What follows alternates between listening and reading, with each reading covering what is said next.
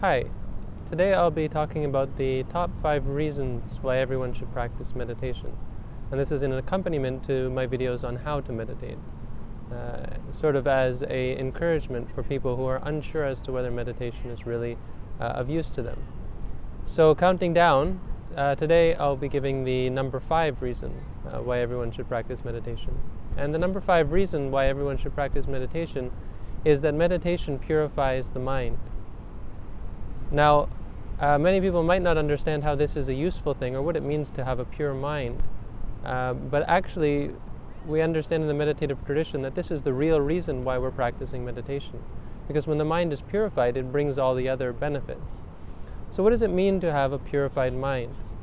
Well, we understand that our minds are full of many different conflicting mind states. Some of them bring us happiness and some of them bring us suffering.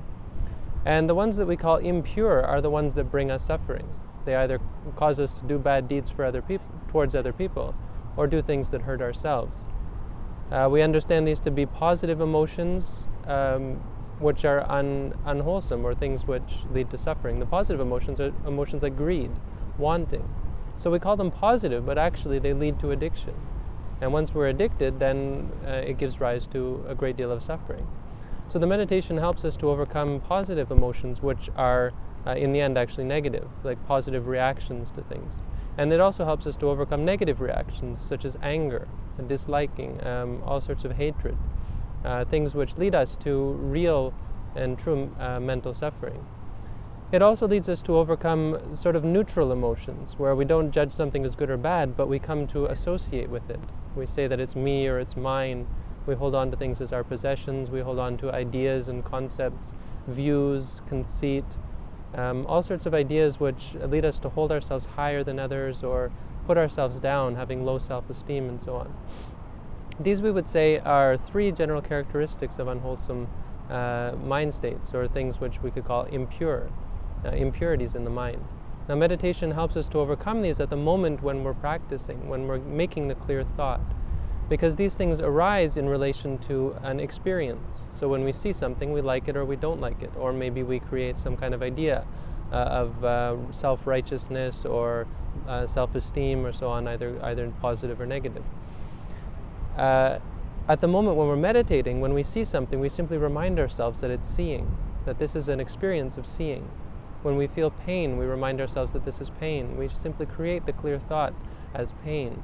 And when we do this, our minds are unable to go the next step as liking or disliking. Our minds have fixed on the ultimate reality of the experience as simply what it is. So it's not good, it's not bad, it's simply what it is. This is what it means to create a clear thought. And this is the first benefit, is that it purifies the mind. It helps us to get rid of anger. It helps us to get rid of addiction. And it helps us to get rid of all sorts of conceit and views and all sorts of unpleasant, unskillful, unwholesome mind states. So that's the first reason why everyone should practice meditation. I'd like to thank you for joining me, and please look forward to the rest of my videos in the future. Hi, today I'll be talking about the number 4 reason why everyone should practice meditation. The number 4 reason why everyone should practice meditation is because meditation allows us to overcome all sorts of mental sickness. Now, we have to understand what we mean here by mental sickness. We're not talking about those things which lead people to enter psychiatry wards or insane asylums. We're talking about states of mind which are understood by people to be some sort of mental distress or dis-ease. So when we understand disease in this sense, we understand it as dis-ease, as not being at ease. So this could be from all sorts of states like depression or stress, anxiety, all of these things which actually nowadays people are trying to find medication as a solution. They're trying to use pills, they're trying to use sometimes therapy, or trying to find all sorts of external ways of removing these mental conditions. And they never go at the root, which is in the mind. So in the meditation practice, we understand that the great thing about meditation is that we don't ever have to take medication for something which is purely mental. States of mind like depression, stress, anxiety, insomnia, all of these states which we tend to go to see a clinical therapist for, or a clinical doctor for, we can actually remove on our own. And this is one thing that people maybe don't ever realize, that they have this incredible tool which allows you to get rid of things like insomnia, depression, stress, anxiety, worry, fear, phobias, in really a very short time, and on a very real and profound level. That actually when we practice meditation, creating this clear thought, it creates a sort of series of mind states which come to be a new way of looking at the world. So instead of looking at things as stressful, instead of looking at our situation as depressing, instead of looking at something as fearful, we simply see it for what it is. If it's something we're afraid of, when we say to ourselves, seeing, hearing, or thinking, or even liking, or afraid, that mind state disappears, and it doesn't then continue. It doesn't become a tendency or become a habit. We get this new habit in our mind of seeing things simply as they are. When we are depressed, we have a situation which is depressing, we simply say to ourselves, thinking, disliking, or stressed, or so on. We remind ourselves of the true nature of it, and we don't give it the power to create this mental sickness, mental disease, or mental upset, however you want to call it, this state of depression, which can actually lead people to kill themselves. Actually, if people were to practice meditation, there would be no need to ever consider to try to end your life. There would be no idea that something was unpleasant or something was bad or depressing. States like insomnia, people who suffer from insomnia. I've had many people who have cured themselves of insomnia, lifelong insomnia, in a week of meditation. People who have been alcoholics are able to cure themselves, give up alcoholism, give up drugs, give up all sorts of addictions, all sorts of states which we would normally consider to be a sort of a mental sickness or a mental disease which we go to see a doctor for. We can actually cure by ourselves, or with the help, if not by ourselves, at least with the help of a qualified meditation teacher. So this is the number 4 reason why everyone should practice meditation.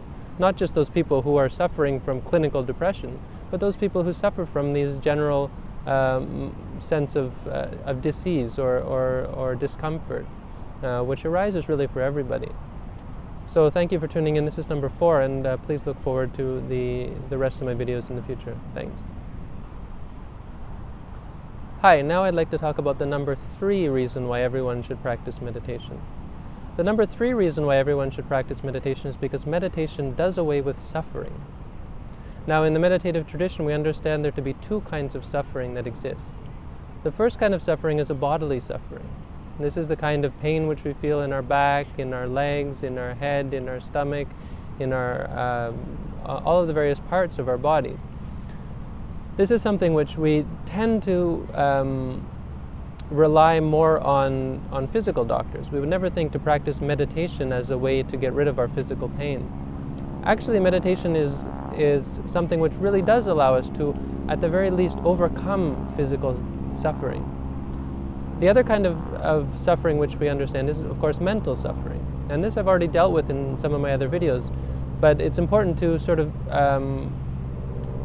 specify in this video that specifically what we're trying to do is get rid of mental suffering. Because all of these things I've been talking about are a very real form of stress and suffering and pain in our lives. Pain is not just something which is physical, that actually the mind does feel pain. And when we feel pain in the mind, it can be much worse than pain existing in the body. So how is it that meditation is able to do away with these 2 very important negative aspects of existence? Well, for starters, it allows us to understand that these are just a part of our existence, that physical discomfort is actually not an uncomfortable thing. The discomfort arises in the mind. When we have what we call physical pain, actually it's simply a phenomenon which arises and ceases. There's nothing intrinsically about it that says this is bad. You know, we often think that it's our body trying to tell us something. Well, it's our body simply saying that this is pain. It's up to us in our mind, it's up to the mind as to whether it's going to say this is good or this is bad. The body has no way of saying that something is good or is bad. It simply gives different responses to different phenomena. We could say that pain is good if we wanted. There are people who have trained themselves to think of pain as a good thing and something which they like. People who like to feel pain. This is often a sign of mental sickness or at least on a very basic level. It's something that we consider to be a sort of a disease in the mind, to consider that pain is a good thing, but it's possible. In meditation, we learn to see pain as simply pain. So when we have pain in the back, we say to ourselves, pain, pain, reminding ourselves that it's just pain. When we have pain in the head, reminding ourselves that it's just pain. It doesn't have to be something that gives us stress and suffering. It doesn't have to be something that's seen as negative, that we have to get rid of, that we have to do away with. There's really nothing intrinsically wrong with it. But this is something very easy to say, but if we didn't have a tool to allow us to come to this realization, we could never do it in reality. Well, meditation is that tool.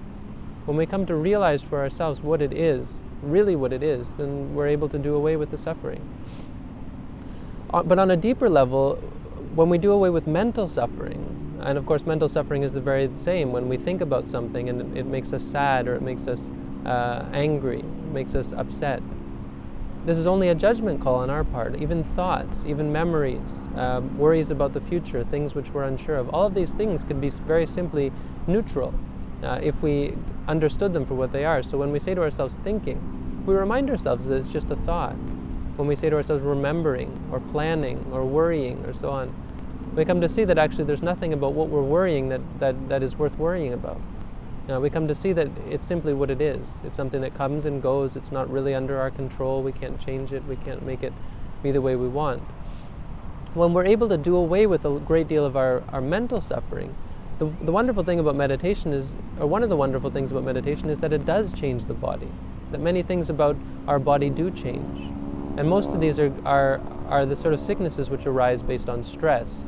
So people who have to have massages because of tension in the back, they find that the tension disappears and never comes back. And of course they have to go through quite a bit of suffering to be able to get to that point, because the meditation has to, you have to come to the point where you actually let go before you can get there.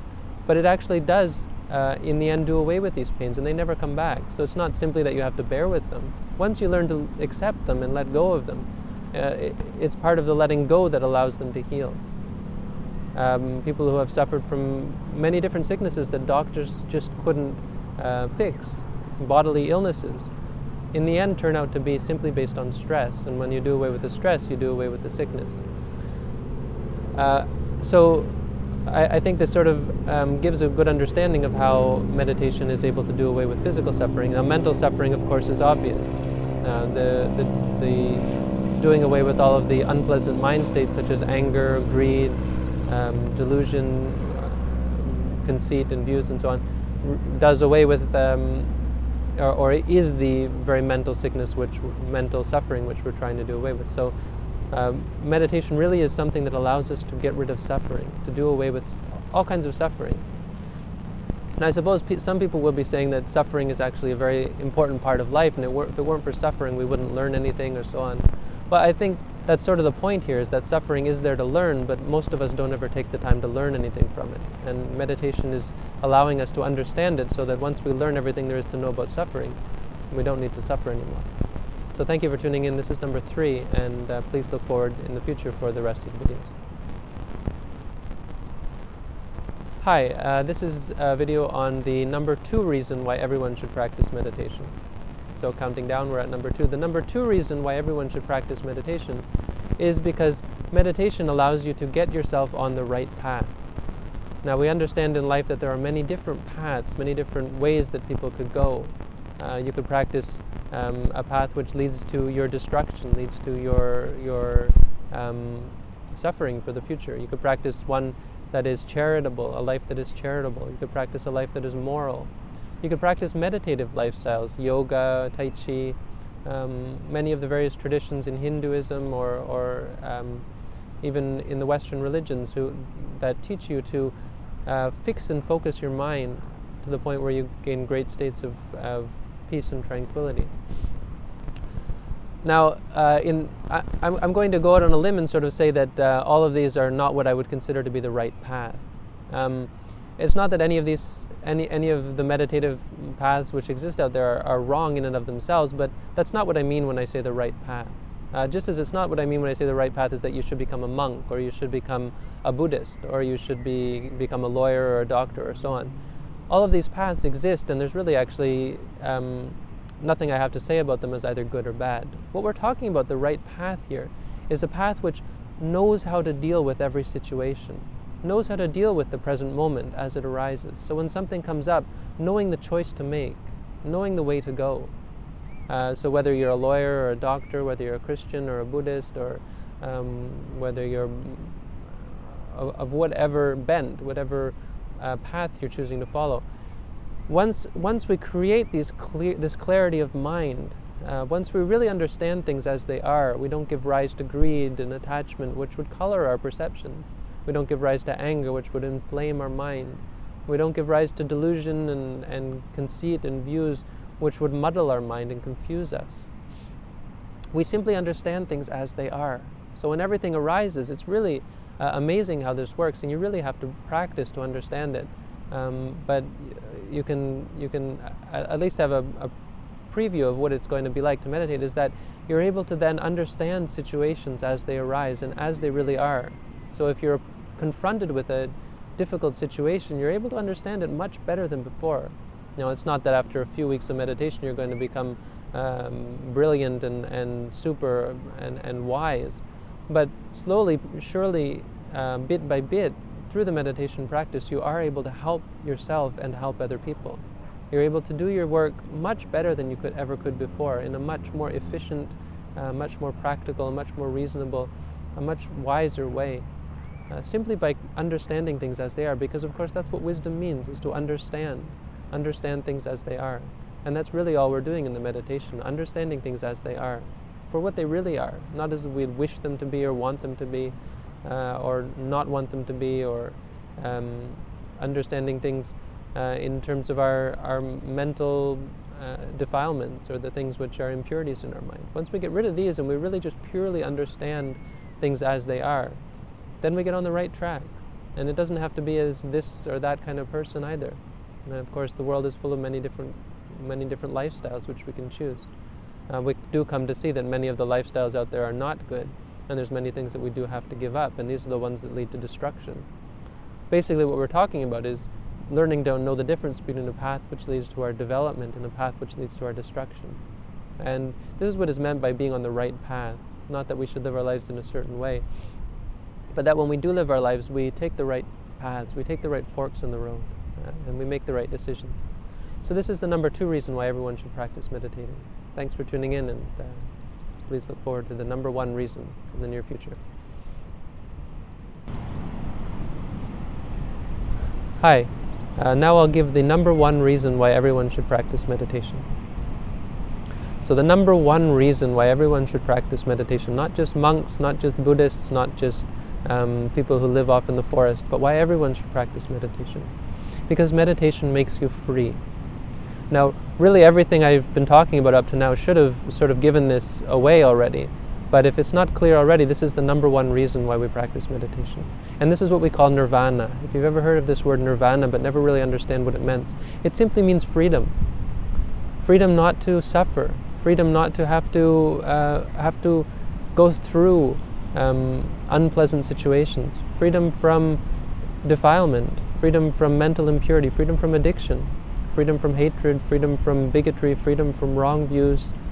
Freedom from conceit. Freedom from all sorts of unpleasant, unwholesome, unskillful and useless states of mind.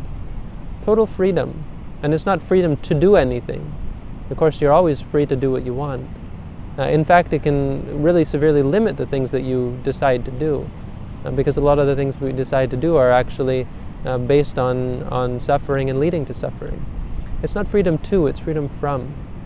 Real and true freedom is like flying like a bird, where you don't cling to anything, where wherever you go, you take just your 2 wings with you. A bird is an animal which is able to fly free and not have to cling to anything. So wherever we go, in whatever situation that we are, we're not attached to anything. We aren't attached to people, we aren't attached to places, we aren't attached to things. We're able to live our lives in whatever situation and not be caught up with should be, should not be, wish it were, wish it weren't, or any kind of judgment whatsoever. We live like a bird, and wherever we go, we eat, We eat the fruit from the tree wherever we land. The practice of meditation is something which allows us to live our lives like a bird, free like a bird. It's something which allows us to stop grasping and stop clinging, and that really everywhere and anywhere we can be truly happy and at peace with ourselves, at peace with the world around us. So this one, I think you really have to see for yourself. It's not something that you can just take my word for. So the practice of meditation is something that you have to practice by yourself. These videos are not just for your entertainment pleasure. They're something that you should really put into practice. And since the meditation is something that allows us to be free, I think it's something that I would encourage everyone to please take the time to at least try. If you try it and you find that it doesn't work for you, then fine.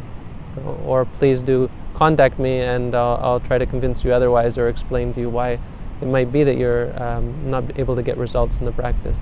Take a little bit of time and a little bit of patience, and you yourselves can understand the benefits of meditation. Thanks for tuning in, and I sincerely hope that this leads everyone watching it, or at least a significant number of people, to peace, happiness, and freedom from suffering.